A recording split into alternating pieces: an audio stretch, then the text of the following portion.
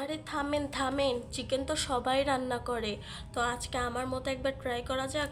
তো প্রথমে আমি কড়াইতে পর্যাপ্ত পরিমাণে তেল দিয়ে দিলাম। তেলটা দিয়ে দেওয়ার পর পেঁয়াজটাকে হালকা করে ভাজবো, জাস্ট শুধু কাঁচা গন্ধটা চলে গেলেই চলবে। তারপরে এখানে আমি অনেকগুলা তেজপাতা, এলাচ, দারচিনি দিয়ে দিলাম। তারপরে এটাকে ভালো করে নেড়ে চেড়ে দেওয়ার পর তারপরে এখানে শুকনা মরিচ বাটা, আদা বাটা, রসুন বাটা এগুলো দিয়ে দিলাম। এগুলো দিয়ে দেওয়ার পর এটাকে ভালো করে নেড়ে চেড়ে কষিয়ে নিতে হবে। এবার ওই যে বাটি ধোয়া একটু সামান্য একটু পানি দিয়ে দিলাম। দিয়ে দেওয়ার পর এখন এটাকে ভালো করে নেড়ে চেড়ে কিছুক্ষণ ঢেকে রাখার পর উঠায়ে দেখলাম মশলা থেকে খুব ভালো মতো তেল ছাড়ছে।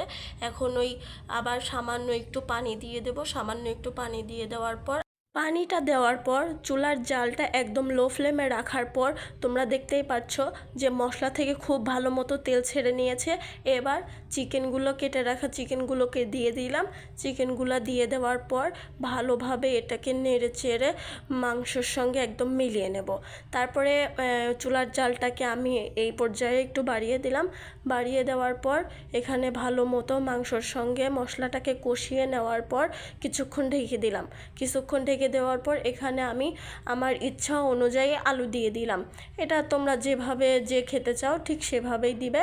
তো যার যার চয়েস অনুযায়ী দিবে আর কি।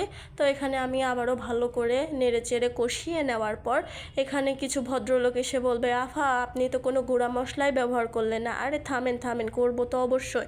তো এখানে আমি প্রথমে 1 টেবিল চামচ পরিমাণে জিরার গুঁড়া আর রেডিমেড মাংসের মশলা যেটা পাওয়া যায় চিকেনের, ওইটা 1 টেবিল চামচ, স্বাদ মতো লবণ, 1/2 টেবিল চামচ পরিমাণে হলুদের গুঁড়া দিয়ে দেওয়ার পর এখানে ভালো করে কষিয়ে নেওয়ার পর এটা এরাম করে একদিন রাইন্দে খায় দেখেন, বলবেন আফা কি শিখাইলেন। আজকে এই পর্যন্ত, ধন্যবাদ সবাইকে, বিদায়।